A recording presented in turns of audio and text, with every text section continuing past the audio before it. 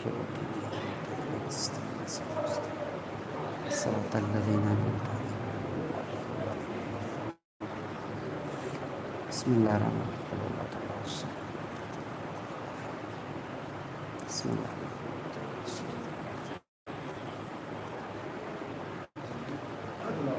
لا حول ولا قوة إلا بالله العلي العظيم. بسم الله الرحمن الرحيم. رب اشرح لي صدري ويسر لي أمري واحلل عقدة من لساني يفقهوا قولي. حسبنا الله ونعم الوكيل ونعم المولى ونعم النصير. الحمد لله الذي هدانا لهذا وما كنا لنهتدي لولا أن هدانا الله. لقد جاءت رسل ربنا بالحق. الصلاة والسلام وتحية والإكرام على نبينا المؤيد ورسولنا المسدد المصطفى الأمجد المحمود الأحمد حبيب إله العالمين نبي القاسم محمد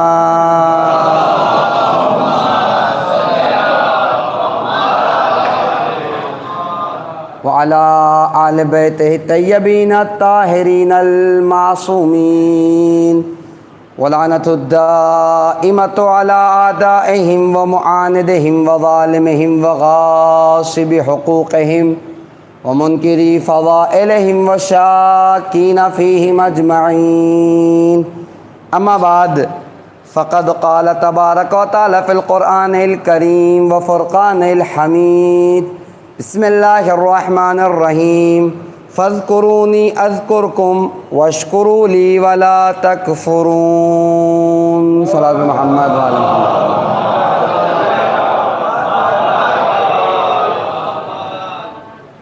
اذان گرامی قدر، محترم سامعین کرام، توفیق خداوندی کے بعد پھر یہ مرحلہ آن پہنچا کہ شہزادی نے یہ موقع عطا کیا کہ پھر ایک بار آپ کے روبرو ہو سکوں اور کچھ حد تک اپنی ذمہ داری کو پورا کر سکوں. جس صلوات محمد وعلی محمد.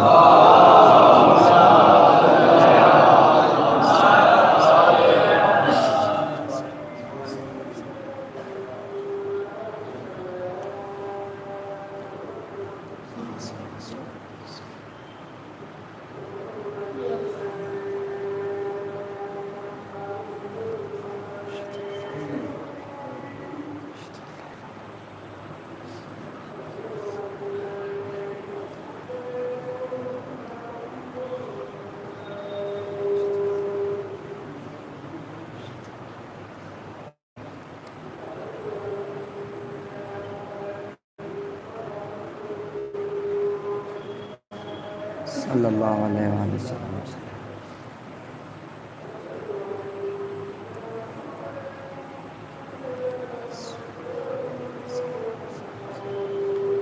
صلوات پہ محمد و آل محمد.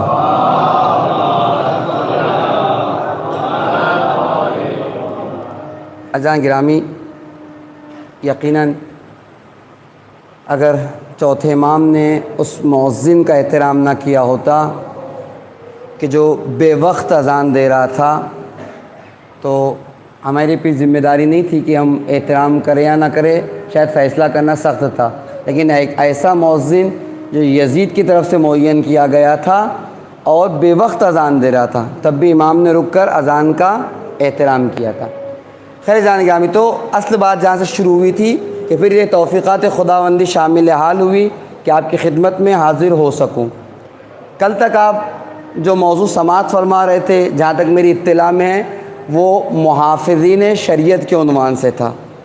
میں چاہتا ہوں کہ ان 5 روزوں میں آپ کی خدمت میں محافظین کربلا کا تذکرہ کروں، اس لیے کہ یہ ایام وہ ایام ہیں میں 12 جملہ کہتا ہوں کہ یاد رکھیے 28 رجب المرجب سے 10 محرم الحرام تک امام حسین کا امتحان، لیکن 11 محرم الحرام سے لے کر رہائی تک شہزادی زینب سلام اللہ علیہا کا ہے۔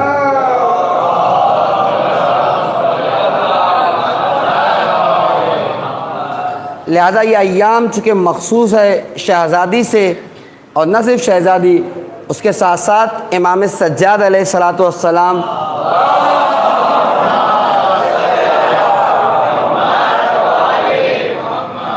کہ جنہوں نے ساری زحمات کے بعد کربلا کو آج ہم تک پہنچایا، فرش ادا کو ہمارے حوالے کیا۔ تو 5 دن آپ کی خدمت میں کوشش کریں گے کہ ان 2 شخصیات کے حوالے سے کچھ باتیں آپ تک پہنچا سکیں۔ ویسے بھی اگر آپ کربلا کی تاریخ کو دیکھیں گے تو بذات خود کربلا کا واقعہ کچھ اس طریقے سے رونما ہوا، کچھ اس طریقے سے عمل میں آیا کہ ظاہر سی بات ہے امام سجاد علیہ السلام، شہزادی زینب سلام اللہ علیہا، ان لوگوں نے کربلا کی حفاظت تو کی، ان لوگوں نے فرش ازا کو بچایا تو صحیح، لیکن بذات خود اس واقعے کے اندر کچھ باتیں ایسی تھی کہ جو سبب بن گئی کربلا کی زندگی کا۔ آپ غور کر جائیں گے، تو میں ان باتوں کو بھی تھوڑا تھوڑا پیش کروں گا، اور انشاءاللہ امام سجاد علیہ السلام اور شہزادی زینب سلام اللہ علیہ کی خدمتیں بھی آپ کی خدمت میں پیش کروں گا، کس طریقے سے فرش ازا کو بچایا ہے اور کس طریقے سے کربلا کو زندہ رکھا۔ اسی بات کو پیش نظر رکھتے ہوئے جس آیہ کریمہ کو اپنا سرنامہ سخن قرار دیا ہے، سورہ مبارکہ بقرہ کی آیت نمبر 152 152، جس میں ارشاد باری اقدس ہو رہا ہے فَاذْكُرُونِي أَذْكُرْكُمْ، تم میرا ذکر کرو میں تمہارا ذکر کروں گا، وَاشْكُرُوا لِي وَلَا تَكْفُرُونَ، اور جتنا تم میری نعمتوں پر شکران نعمت کرو گے نعمتوں میں اضافہ ہوگا۔ البتہ قرآن کے اس آیت میں نہیں، دوسری آیت میں وَاشْكُرُوا لِي قرآن کہہ رہا ہے تم میرا شکر کرو، کفران نعمت نہ کرنا، لیکن دوسرے مقام پر قرآن کہتا ہے جتنا تم شکر کرو گے میں تمہاری نعمتوں میں اضافہ کروں گا، ان کفرتم ان عذابی لشدید، لیکن کفران نعمت کرو گے تو میرا عذاب بھی بہت زیادہ سخت ہے۔ کربلا کے زندہ ہو جانے کی سب سے پہلی دلیل یہ ہے کہ خدا کہہ رہا ہے فَاذْكُرُونِي أَذْكُرْكُمْ، تم میرا ذکر کرو میں تمہارا ذکر کروں گا۔ عزیزان گرامی آپ غور کر رہے ہیں، کوئی ذات تو آپ ایسی لے کر آئیں اور آ کر بتائیں کہ کند خنجر چل رہا ہو پھر بھی آواز آ رہی ہو لا الہ الا اللہ لا معبود سواک، لا الہ الا اللہ لا معبود سواک، جان جا رہی ہے، گلے پر کند خنجر چل رہا ہے، 3 دن کا سوکھا گلا ہے، اس کے باوجود ذکر خدا اس طریقے سے جاری و ساری ہے کہ ایک لمحے کے لیے ذکر خدا نہ رکا، آواز خداوندی آئی اے حسین میرے ذکر کو باقی رکھا تا قیام قیامت تیرے ذکر کو زندگی عطا کر دوں۔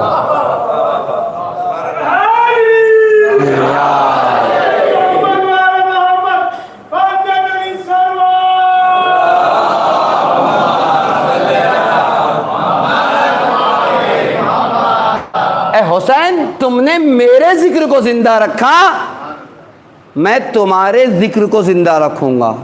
اور آپ دیکھیں عزیزان گرامی، میں آپ کی خدمت پیش کروں جب بھی اس قسم کا تذکرہ کرتا ہوں تو آفتاب دکن علامہ اختر زیدی صاحب کا مسدس کا ایک بند مجھے ضرور یاد آتا ہے۔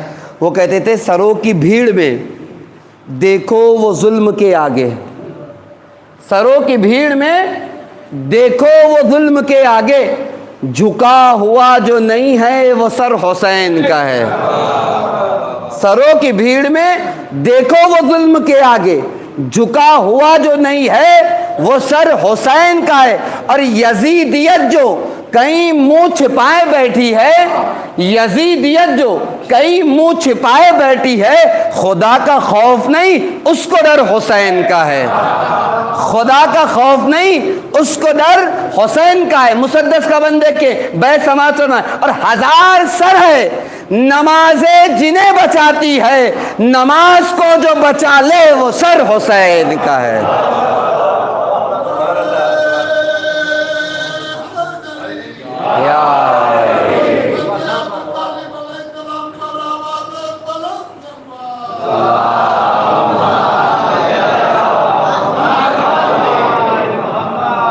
ہزار سر ہے نمازیں جنہیں بچاتی ہے، نماز کو جو بچا لے وہ سر حسین کا ہے۔ میں نے ایک تذکرہ کیا کہ کند خنجر کے نیچے بھی امام حسین پروردگار عالم کا ذکر کر رہے تھے، نہ ذکر کر رہے تھے بلکہ بعض مقاتی نے لکھا وقت عصر خاک کربلا کو جمع کر کے امام حسین نے عصر کا سجدہ بھی بجا لایا، اور سارے سجدے کائنات میں وہ سجدے ہوئے کہ جس کا کہیں نہ کہیں کسی نہ کسی وقت پہ اختتام ملتا ہے، واحد حسین کا سجدہ وہ سجدہ ہے کہ جہاں سر رکھا تو پھر اٹھایا کب کسی کو نہیں پتہ۔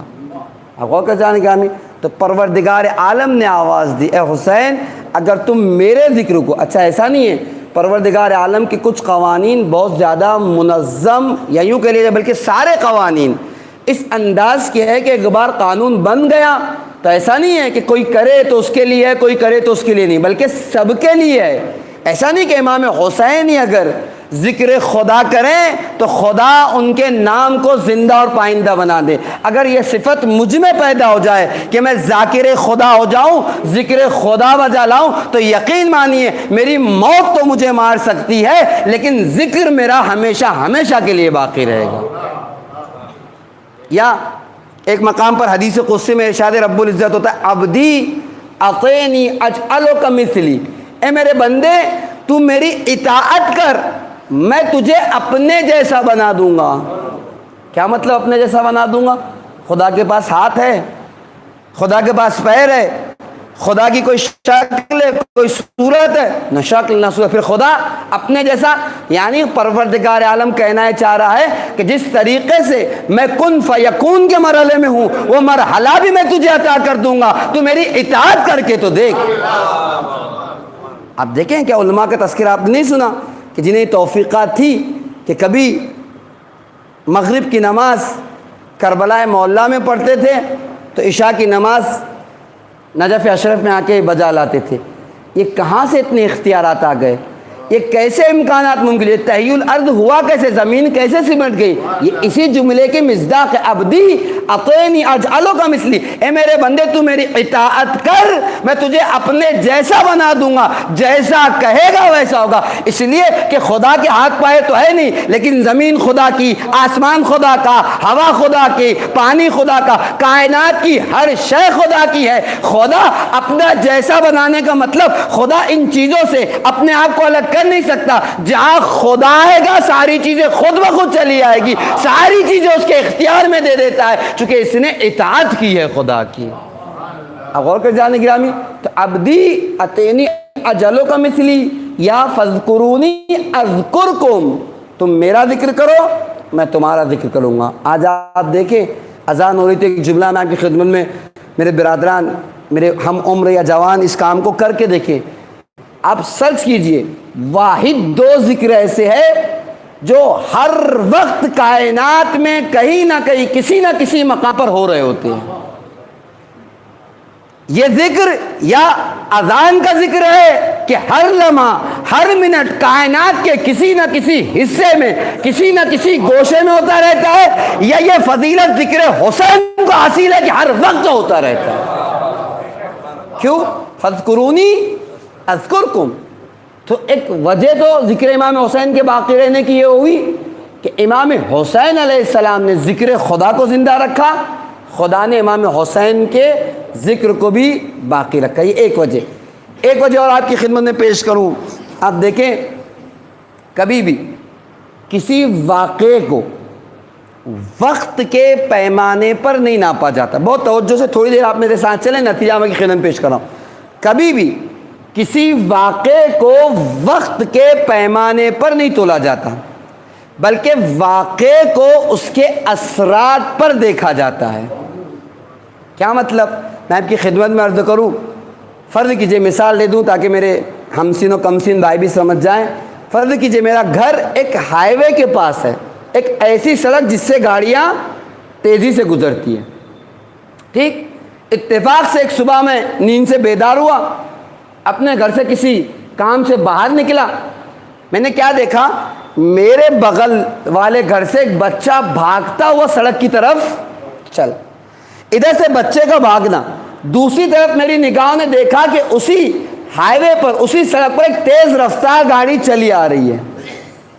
ٹھیک، سیکنڈوں میں، منٹوں میں میرے ذہن نے فیصلہ کیا کہ اگر یہ بچہ اپنی رفتار سے دوڑتا رہے گا اور یہ گاڑی بھی اپنی رفتار سے چلتی رہے گی، نتیجہ ہوگا کہ یہ گاڑی بچے کی جان لے جائے گی۔ جلدی سے ہم آگے بڑھے، ہم نے بچے کے گریبان کو پکڑا، بچے کو پیچھے ہٹایا، گاڑی گزر گئی، بچے کی جان محفوظ رہ گئی۔ کتنی دیر کا واقعہ ہے؟ بہت اگر ٹائم لگا ہوگا تو 1 منٹ، اس سے زیادہ تو نہیں۔ اب میں آپ سے سوال کرتا ہوں کہ کیا اس بچے کی گردن پر میرا جو احسان ہے وہ 1 منٹ کا ہے؟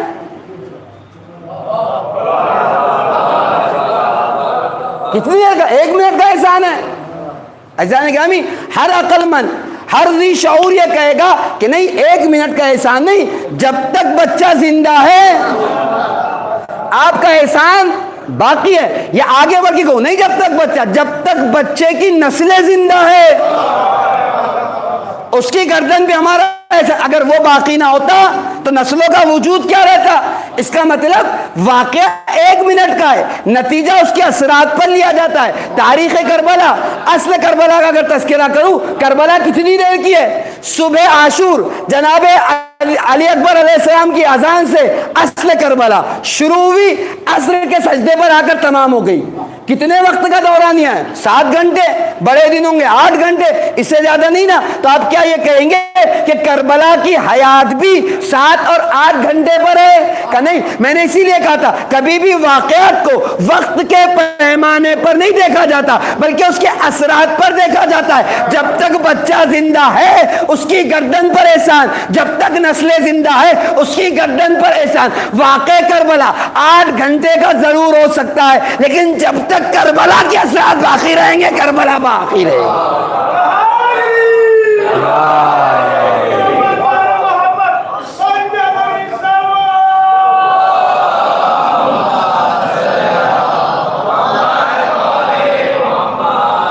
تو عزیزان گرامی، کربلا 8 گھنٹے کی ہو سکتی ہے لیکن اگر کربلا کے اثرات آج بھی ہمارے اور آپ کے درمیان پائے جا رہے ہیں تو پھر اس بات کو ماننا پڑے گا کہ جب تک اثرات باقی رہیں گے کربلا باقی رہے گی۔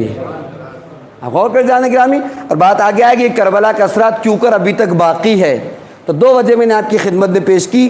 کربلا کے خود واقعے میں صلاحیت تھی کہ واقعہ زندہ ہو جاتا، کربلا زندہ ہو جاتی۔ پہلی وجہ، خدا کا ذکر ایسے کیا امام حسین نے، ایسی اطاعت کی کہ خدا نے آپ کے ذکر کو باقی رکھا۔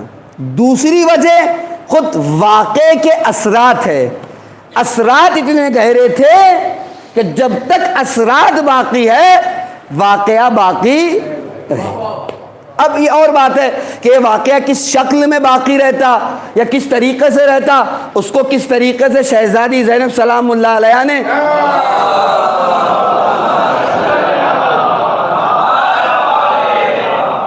اور امام سجاد علیہ السلام نے باقی رکھا، یہ باتیں آپ کی خدمت میں پیش ہوگی۔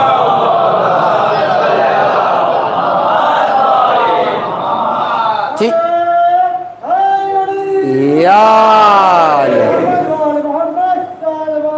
اللہم صلی علی محمد وآل محمد۔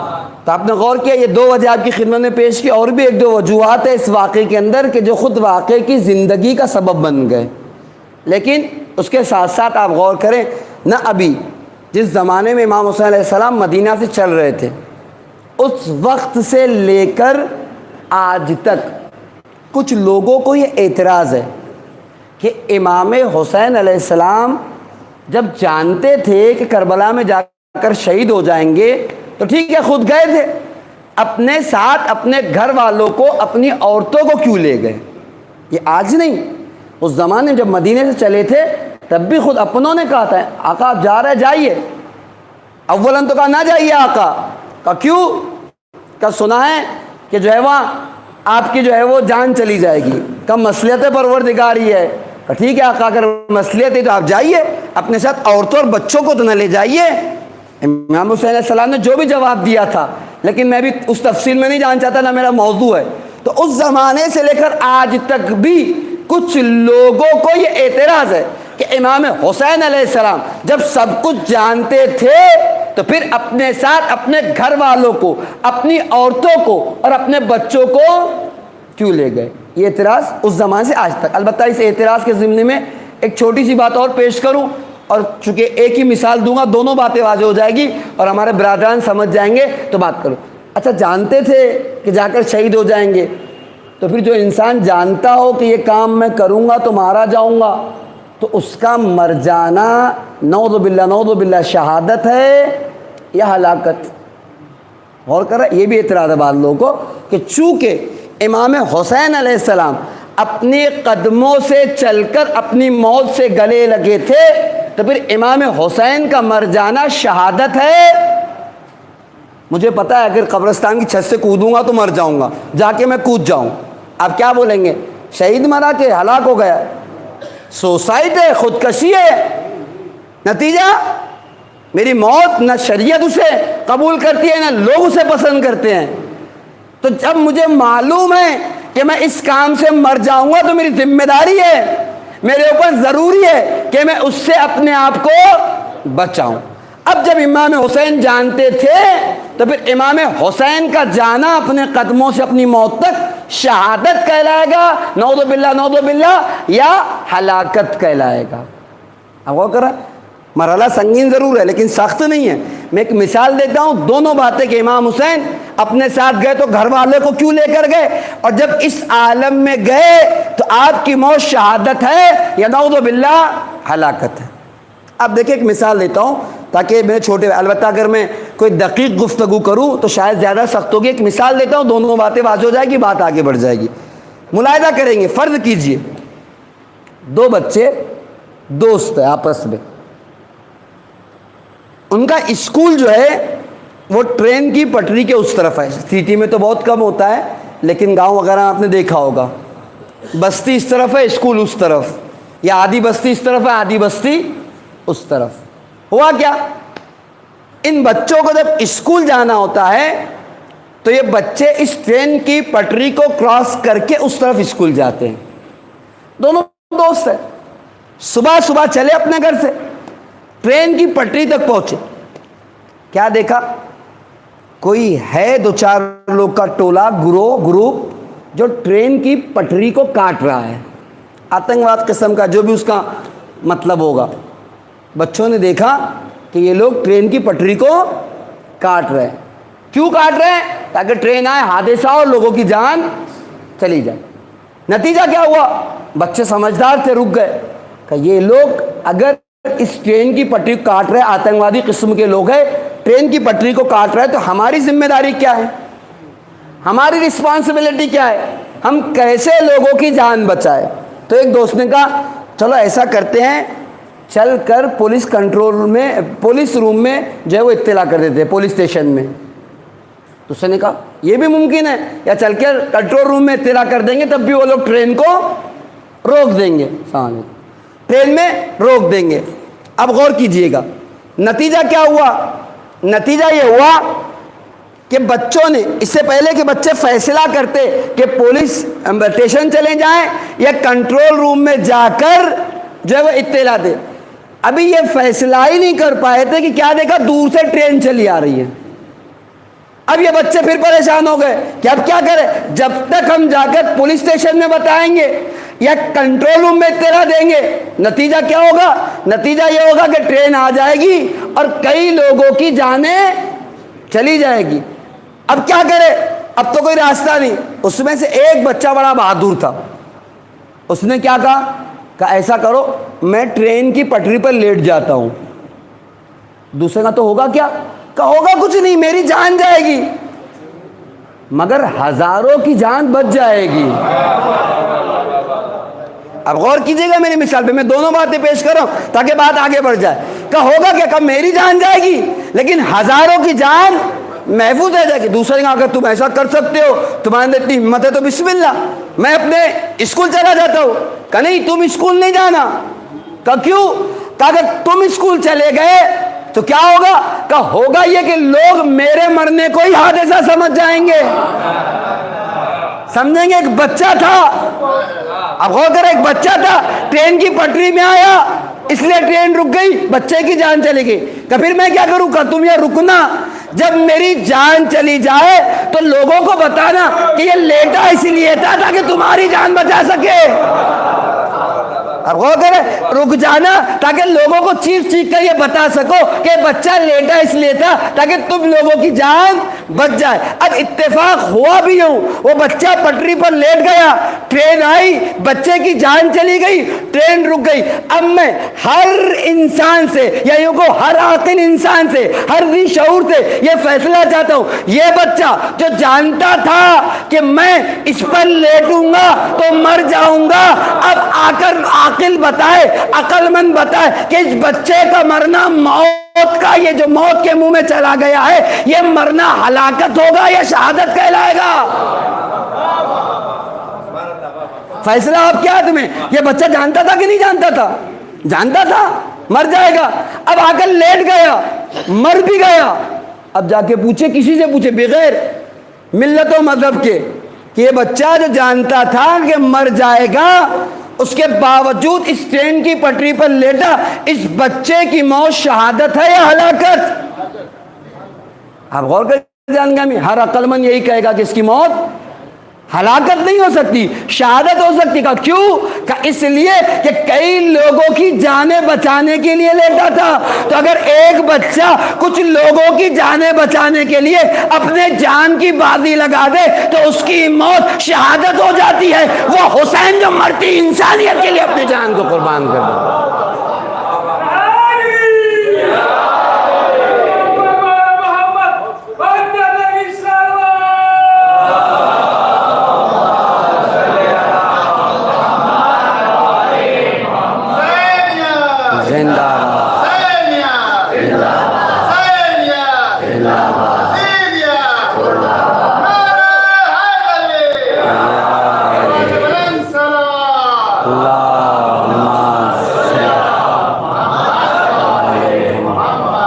جان گرامی, اگر ایک بچہ کچھ لوگوں کی جانیں بچانے کے لیے اپنی جان کی بازی لگا دے تو اس کی موت ہلاکت نہیں شہادت ہوتی ہے. وہ حسین جو مرتی انسانیت کو زندہ کر جائے, اس انسانیت کے لیے اپنی جان کی بازی لگا دے, اس کی موت کو آپ شہادت کہیں گے یا نعوذ باللہ ہلاکت کہیں گے؟ جان گرامی, اچھا آپ نے سنا ہے مرتی انسانیت, کبھی غور بھی کیا کہ کیسے انسانیت مر رہی تھی؟ میں ساری باتوں کی طرف نہیں جاتا, لیکن ایک بات آپ کی خدمت پیش کروں. نہ صرف یہ کہ یزید کے زمانے میں شراب پی جا رہی تھی, شراب جوا یہ تو آپ سنتے ہی رہتے ہیں, اس کے علاوہ اس وقت وہ عربی متن میرے ذہن میں نہیں آ رہا ہے, ورنہ میں آپ کی خدمت پیش کرتا کہ یزید نے ہر رشتے کو ہر کسی کے لیے حلال قرار دیا تھا. آپ غور کر رہے ہیں, یعنی ماں, بہن, بیٹی, ہر کسی کے لیے جائز قرار دے دی گئی تھی. اب آپ مجھے بتائیے, اگر یہ ٹرینڈ, یہ سلسلہ اس طریقے سے کچھ سال آگے جاتا تو کون سا بچہ تھا جو کسی کو دیکھ کے کہتا کہ یہ میرا والد ہے؟ آپ مجھے بتائیے, اگر یہی ہوتا کہ ہر عورت ہر کسی کے لیے حلال ہو جاتی. اچھا ایسا نہیں تھا کہ امام حسین علیہ السلام برائی مٹانے کے لیے کھڑے ہوئے تھے, نہیں جان گے, اگر برائی مٹانے کے کھڑے ہوتے تو آج برائی ہوتی نا. امام حسین علیہ السلام برائی مٹانے کے لیے کھڑے نہیں ہوئے تھے. اچھا ایک بات اور اس سے پہلے پیش کروں, آپ دیکھیں امام حسین علیہ السلام نے قیام کیوں کیا, اس سے پہلے قیام کیوں نہیں ہوا؟ امام حسین علیہ السلام کے زمانے سے پہلے بھی برائیاں تھی اور کی بھی جا رہی تھی, لیکن جس طریقے سے یزید کے دور میں کی گئی ویسے نہیں کی جا رہی تھی. یعنی کیا مطلب کی جا رہی تھی یزید کی دور جیسی نہیں؟ یعنی مطلب یہ کہ برائیوں کو اچھائیاں بنا کر پیش کیا جا رہا تھا. آپ غور کریں, یعنی اس طریقے سے برائی کی جا رہی تھی کہ لوگ اسے برا سمجھ کر نہیں اچھا سمجھ کر انجام دے رہے تھے. یعنی اچھائیوں اور برائیوں کو اتنا مخلوط کر دیا گیا تھا کہ وہ برائی بھی کرتا, یعنی شراب بھی پی رہا تھا تو بڑے فخر سے, اور وہ یہ سمجھ رہا تھا کہ بڑا اچھا کام کر رہا ہوں. تو برائیاں پہلے بھی ہوئی, لیکن امام حسین نے قیام اس لیے کیا کہ اس یزید کے دور میں اچھائیوں اور برائیوں کو اتنا خلط کر دیا گیا تھا, اتنا مخلوط کر دیا گیا تھا کہ لوگ تشخیص دینا بھول گئے تھے. اچھا کیا ہے, برا کیا ہے؟ تو کبھی بھی یاد رکھیں امام حسین علیہ السلام برائی کے خاتمے کے لیے نہیں بلکہ امام حسین علیہ السلام اچھائی اور برائی کے درمیان حد فاصل کھینچنے کے لیے کھڑے ہوئے تھے کہ قیامت تک یہ بات واضح ہو جائے، حلال و محمد حلال الی یوم القیامہ۔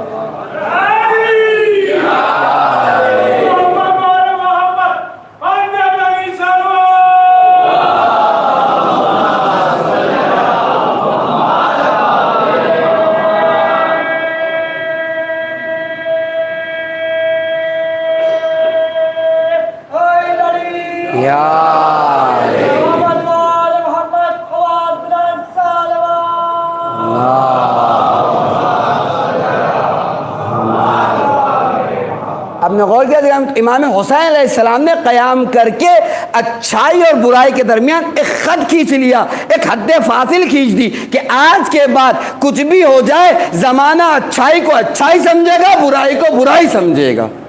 یہ جو اشتباہ کیا جا رہا ہے، یہ جو غلطی کی جا رہی ہے، یہ غلطی نہیں ہوگی۔ آپ غور کر رہے تو کیا ہوا، کیسے انسانیت مر رہی تھی۔ ایک مثال دی، مثالیں بہت سی دی جا سکتی کہ ہر رشتے کو ہر کسی کے لیے جائز قرار دے دیا گیا تھا۔ میں نے کہا اگر یہ سلسلہ کچھ سالوں تک سماج میں معاشرے میں پروان چڑھتا تو میں کہا نتیجہ یہ ہوتا، کون سی بہن تھی جو اپنے بھائی کو بھائی کہہ کے پکارتی، کون سی بیوی تھی جو اپنے شوہر کو شوہر کہتی، کون سی ماں تھی جو اپنے بیٹے کو بیٹا کہتی۔ آپ غور کر جانے کہ نتیجہ کیا ہوتا، یہ جو تشخیص آج آپ کے پاس موجود ہے، وہ میرا بھائی ہے، وہ میری بہن ہے، وہ میرا چچا ہے، وہ میرا ماموں ہے، یہ سب ختم ہو جاتا۔ نتیجہ یہ ہوتا کہ جب یہی ختم ہو جاتا تو انسانیت کو زوال آ جاتا۔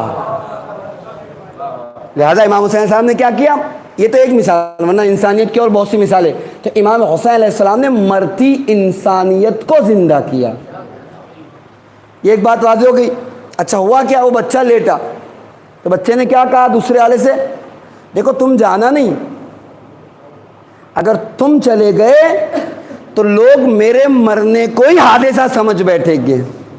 کہ پھر میں کیا کروں، کہ تم رکنا، جب لوگ ٹرین سے اتریں گے دیکھنے کے لیے تو انہیں چیخ چیخ کر بتانا کہ کچھ آتنکوادیوں نے، کچھ شرارتی قسم کے لوگوں نے ٹرین کی پٹری کو کاٹا تھا، جس کے وجہ سے اس بچے نے قربانی دی تاکہ آپ لوگوں کی جانیں محفوظ رہ جائے۔ امام حسین علیہ السلام بھی جانتے تھے کہ اگر میں اکیلے کربلا چلا گیا تو میری شہادت کو کربلا کی چار دیواری میں محفوظ کر لیا جائے گا، لہذا چلتے چلتے اپنے ساتھ اپنی بہنوں اور بچوں کو لے گئے تھے۔ اے بہن زینب، قربانی میں دوں گا، مقصد قربانی کو تم بیان کرنا۔ قربانی میں دوں گا اور مقصد کربلا کو تم بیان کرنا۔ ورنہ میں نے اس دن بھی آپ کی خدمت میں جملہ پیش کیا تھا کہ یہ لوگ تو نام تو دور کی بات، جس میں امام حسین علیہ السلام کو بھی مٹا دینا چاہتے تھے۔ میں نے کہا وہ جملہ اس دن آپ کو یاد ہوگا، جناب فضا نے کہا تھا شہزادی غضب ہو گیا، اب کیا غضب، تو میرا بھائی شہید ہو گیا۔ کہ نہیں، گھوڑوں سے نال بندی کروانے کا ارادہ ہے۔ کیا مطلب ہے، کسی کے جسم کے مر جانے کے بعد اس کے پاس کیا رہ گیا، لیکن گھوڑے کی ٹاپوں سے پامال کیا جانا اس بات کی دلیل ہے کہ وہ چاہتے تھے مقصد تو دور کی بات، نام تو دور کی بات، جس میں حسین بھی باقی نہ رہے۔ لیکن عزیزان گرامی، آپ نے غور کیا، اس کے باوجود جب علی کی بیٹی کربلا سے چلی ہے تو نہ صرف مقصد حسین، نہ صرف نام حسین، بلکہ نام اور مقصد کے ساتھ ساتھ اسلام کو بھی بقا عطا کی، اور ایسی بقا عطا کی کہ حسینیت زندہ ہو کے رہ گئی، یزیدیت نیست و نابود کر کے رہی۔ لیکن ایک بات پھر میں آپ کی خدمت میں پیش کروں، آج جتنا وقت ہوگا اتنا بقیہ باتیں کل آپ کی خدمت میں پیش کروں گا۔ یاد رکھیے آج کے بھی زمانے میں اگر کسی کے پاس 3 طاقتوں میں سے ایک طاقت ہو تو اپنے وقت کا پاورفل انسان ہوتا ہے۔ کیا مطلب پاورفل ہوتا ہے؟ مطلب یہ کہ اس میں اتنی صلاحیت ہوتی ہے کہ اپنی بات کو جب چاہے گا، جہاں چاہے گا، جیسے چاہے گا منوا سکتا ہے۔ وہ کیا طاقت ہے؟ پہلی طاقت ہے مال اور دولت کی طاقت۔ جب چاہے گا، جہاں چاہے گا، جیسے چاہے گا، جس کے پاس مال کی طاقت آ جائے، دولت کی طاقت، تو وہ جب چاہے گا، جہاں چاہے گا اپنی بات منوا سکتا ہے، نہیں منوا سکتا؟ اب جیو استعمال کر رہے ہیں نہیں کر رہے ہیں؟ اگر دولت نہ ہوتی تو آپ استعمال نہ کرتے ہیں. آپ غور کر جائیں گے. یہ دولت ہے جو حکومت کو بھی مجبور کیے ہوئے اور اپنی ہر بات منوانے پہ تیار ہے. آپ غور کر رہے ہیں, یہ دولت ہے کہ جس کے اندر اتنی صلاحیتیں ہے کہ جب چاہے گی جہاں چاہے گی اپنی بات منوا. تو پہلی چیز مال اور دولت. دوسرے اقتدار. اقتدار, جس کے پاس کرسی ہو, جس کے پاس حکمرانی ہو, اس میں بھی اتنی صلاحیتیں ہوتی ہے کہ وہ جب چاہے گا جہاں چاہے گا جیسے چاہے گا اپنی بات منوا لے گا. آپ بتائیے آج سے 2-4 سال پہلے رات کو 2 بجے اگر اعلان ہو جائے کہ نوٹ بند ہے تو صبح کوئی منہ نہیں کھول سکتا, کسی میں کوئی ہمت نہیں, چاہے اس کے کھانے پینے کا انتظام ہو نہ ہو, لیکن اس کی بات تو مانیں گے نہیں مانیں گے. یہ آج بھی آپ دیکھ رہے ہیں بعض باتیں ایسی جو آپ نہیں چاہ کے آپ کو ماننا ہے. کیوں؟ اس لیے کہ اقتدار کی طاقت ہے, حکومت کی طاقت ہے. تو دوسری طاقت اقتدار کی طاقت. پہلی طاقت مال اور دولت کی طاقت, دوسری طاقت اقتدار کی طاقت, تیسری طاقت ہے میڈیا کی طاقت. یاد کیجئے میری دوسری والی مجلس میں نے وہاں سے کہا تھا کہ میڈیا نے ہر دور میں ہر زمانے میں اپنے رول کو پلے کیا ہے. یہ اور بات ہے کہ اس نے شکل بدلی ہو, صورت بدلی ہو, لیکن میڈیا تو ہر زمانے میں تھا. جن لوگوں کو میری بات یاد ہے ورنہ ایک جلدی سے میں تکرار کے دیتا ہوں. خود میں اپنے بچپنے میں دیکھتا تھا کہ لوگ پرنٹ میڈیا سے استفادہ کر رہے ہیں. اخبار اٹھاتے تھے, دنیا بھر کی خبریں حاصل کر لیا کرتے تھے. تھا نہیں تھا, ذرا ہم نے شعور نہیں سنبھالا, الیکٹرانک میڈیا کا دور آ گیا. لوگ ریموٹ اٹھاتے تھے, ٹی وی کے نیوز چینل چالو کرتے تھے, خبریں معلوم کر لیا کرتے تھے. اور آج کے عالم ہے نہ پرنٹ میڈیا کا کوئی عزیزان گرامی خیال ہے, نہ الیکٹرانک میڈیا کا. آج کا زمانہ سوشل میڈیا کا, نہ کوئی خبریں اخبار پڑھتا ہے, نہ کوئی جلدی ٹی وی دیکھتا ہے. واٹس ایپ, نمبس, ٹویٹر, نہیں معلوم کتنی سوشل نیٹورکنگ کی سائٹیں ہیں, ان کا استفادہ کر کے جو ہے وہ آج کی خبریں. میڈیا ہے نا, کبھی پرنٹ میڈیا تھا, کبھی الیکٹرانک میڈیا آیا, کبھی کیا ہو گیا آج کے زمانے میں سوشل میڈیا ہے. تو میڈیا ہر زمانے میں اس نے اپنی شکلیں بدلی ہو, اس نے اپنا عزیزان گرامی چہرہ بدلا ہو, لیکن میڈیا ہر دور میں موجود تھا. ہے اس زمانے کا ایک میڈیا تھا, وہ کیا تھا؟ پروپیگنڈا کرنا. کسی بات کا پروپیگنڈا کر دیا جائے, بات خود بخود پہنچ جاتی تھی, اور جب بات پہنچ گئی تو اسی کو میڈیا کہتے ہیں. اور ہوتا بھی یہ تھا, کیا ہوتا تھا, ہر گاؤں میں ہر علاقے میں ایک نقارہ ہوتا تھا. وہ نقارے بجائے جاتے تھے, جو ڈھول کے مانند بڑا سا ہوتا, بجائے جاتے تھے, لوگ اس کے قریب آتے تھے, اپنی بات کہہ دی جاتی تھی. گھر کا ایک فرد بھی اگر آ کے سن لے, سب کو جا کے اطلاع دیا جاتا. میڈیا کا کام کیا ہے؟ بات پہنچانا. بات پہنچ جاتی تھی, اسی کو تو میڈیا کہتے ہیں. تو 3 طاقتیں. پہلی طاقت مال اور دولت کی طاقت, دوسری طاقت اقتدار کی طاقت, اور تیسری طاقت میڈیا کی طاقت.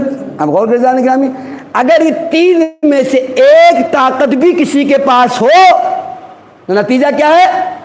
وہ اپنے وقت کا پاورفل انسان ہے, طاقتور انسان ہے. جب چاہے گا جہاں چاہے گا جیسے چاہے گا اپنی بات منوا سکتا ہے. منوا سکتا ہے نہیں منوا سکتا ہے. میں نے مثالیں بھی دی آپ کی خدمت میں. اب میں آپ سے پوچھوں, یزید کے پاس ان 3 طاقتوں میں سے کون سی طاقت تھی؟ ایک نہیں, تینوں طاقتیں تھی. ٹھیک ہے نہیں تھی بھئی؟ پیسہ تو اتنا تھا, اتنی شراب پی جا رہی تھی, بعض علماء نے لکھا کہ نہ اس سے پہلے کبھی پی گئی, نہ اس کے بعد شاید کبھی پی جائے گی. پیسہ تھا تبھی تو بہایا جا رہا تھا, اگر پیسہ نہ ہوتا تو بہایا کہاں سے جاتا؟ تو پیسہ بھی تھا. ٹھیک. اس کے بعد اقتدار, شام کی حکومت پر بیٹھا ہوا تھا, ساری حکومتیں اس کے ہاتھ میں تھی, چاہے کوفہ کا تخت ہو چاہے مدینے کا تخت ہو, تاریخ آپ سنتے رہتے ہیں. تو اقتدار بھی اس کا تھا. تیسری طاقت میڈیا. جی ہاں, میڈیا بھی اس نے خریدا ہوا تھا, اور خاص کر کے واقعہ کربلا کے بعد اس نے ہر گاؤں میں, ہر ولیج میں, ہر بستی میں ڈھونڈی پٹوائی تھی, نقارے بجوائے تھے.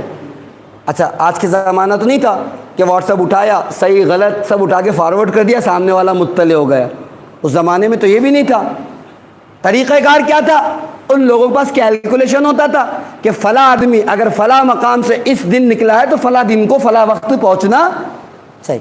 اس کیلکولیشن کے مطابق اس نے اعلان بھی کروا دیا تھا کہ اسیروں کا ایک باغی ہے, اچھا کہیں بھی یہ نہیں کہا, باغی ہے جس نے خروج کیا تھا حکومت وقت کے خلاف, ہم نے ان کے مردوں کو مار ڈالا, ان کے بچوں کو اسیر کر کے ہم لے کر آ رہے ہیں فلاں دن فلاں تاریخ فلاں وقت میں یا فلاں ٹائم میں یہ قافلہ آپ کے یہاں پہنچے گا، آپ لوگ تماشا دیکھنے کے لیے آ جاؤ۔ یہ کام ہوا بھی ٹھیک، تو اس طریقے سے نقارے بھی بجوا دیے گئے تھے، تو اقتدار تو تھا ہی، مال اور دولت بھی۔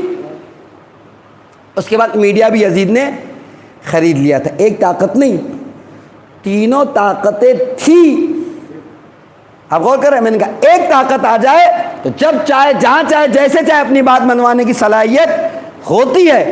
یزید جس کے پاس تینوں طاقتیں تھی، پھر کیا ایسا ہو گیا کہ جہاں علی کی بیٹی نے قدم رکھا، جہاں قدم رکھا یزیدیت کو کچلا اور حسینیت کو زندگی عطا کر دی، مقصد حسین کو باقی رکھا۔ وہ کون سی ایسی چوتھی طاقت تھی جو شہزادی جس کا استعمال کر رہی تھی، جس کے ذریعے سے شہزادی نے جہاں جہاں قدم رکھا ہے یزیدیت کو پامال کر دیا، حسینیت کو زندہ باد بنا کے رکھ دیا۔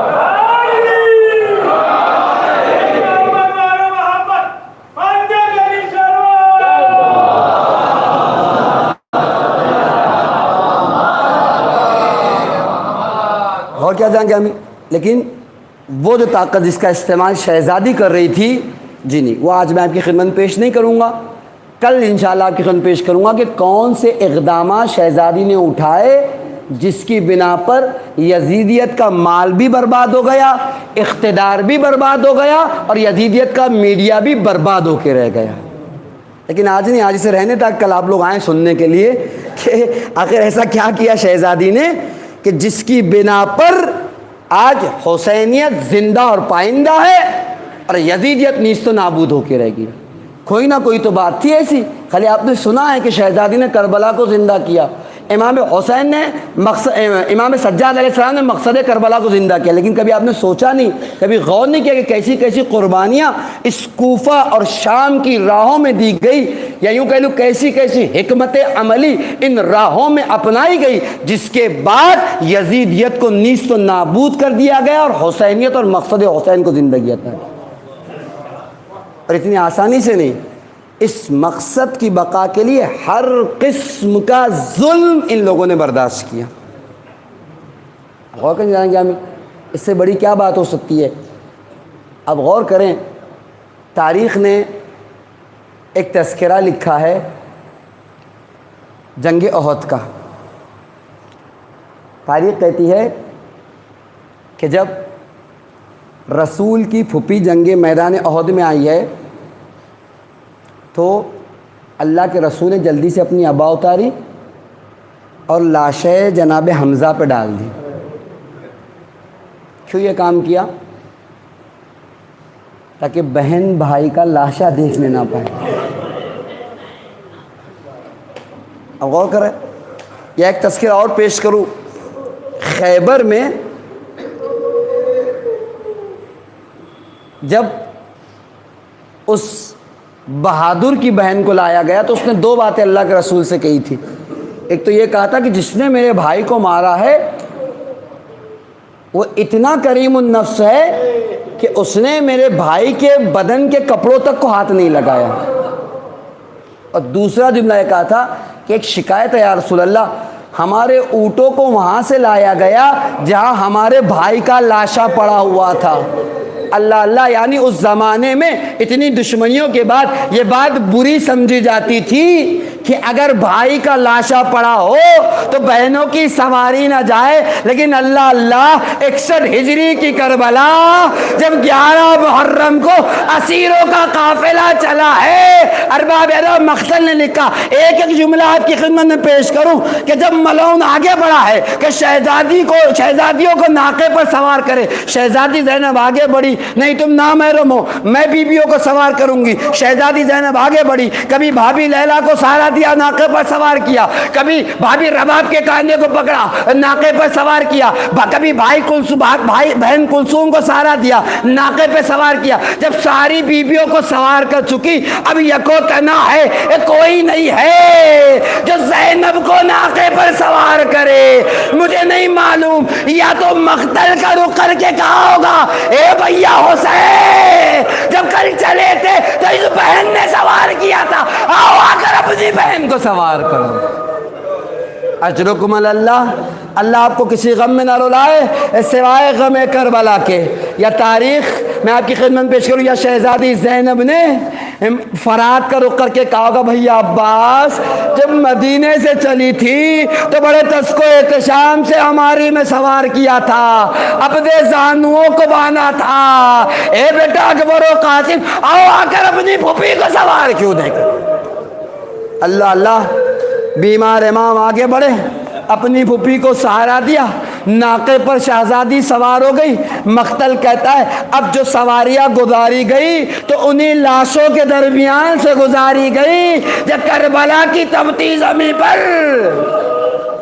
بے گور و کفن لاشیں پڑے ہوئے تھے۔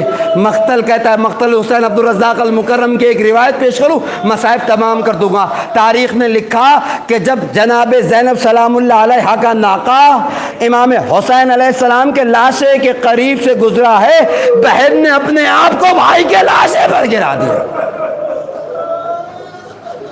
مقتل کہتا ہے، مقتل حسین کی روایت ہے، ایک مرتبہ بہن آ تو گئی، بہن چاہتی ہے کہ اپنے بھائی کے جسم اطہر کا بوسہ لے لے، لیکن کوئی مقام ایسا نہیں ہے کہ جہاں تیر نہ لگا ہو یا زخم نہ پڑا ہو، ارے بوسہ لے تو کیسے لے۔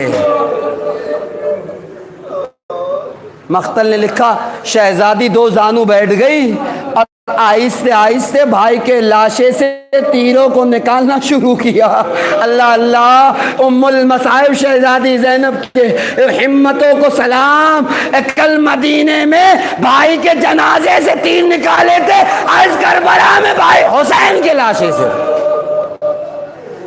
مقتل کہتا ہے کہ ایک مرتبہ جب کچھ تیر نکال چکی اور اتنی جگہ میسر آ گئی کہ اپنے بھائی کے جسم اطہر کا بوسہ لے لے، ایک ہاتھ کو پشت امام حسین پہ رکھا، ایک ہاتھ کو سینہ امام حسین پہ رکھا، آہستہ سے اپنے بھائی کے اس لاشے کو اٹھایا ہے، حلقوم بریدہ کا بوسہ لیا اور ایک مرتبہ آسمان کا رخ کر کے کہتی ہے اللہم تقبل منا ھذا القربان، اے خدایا ہم اہل بیت سے اس قربانی کو قبول۔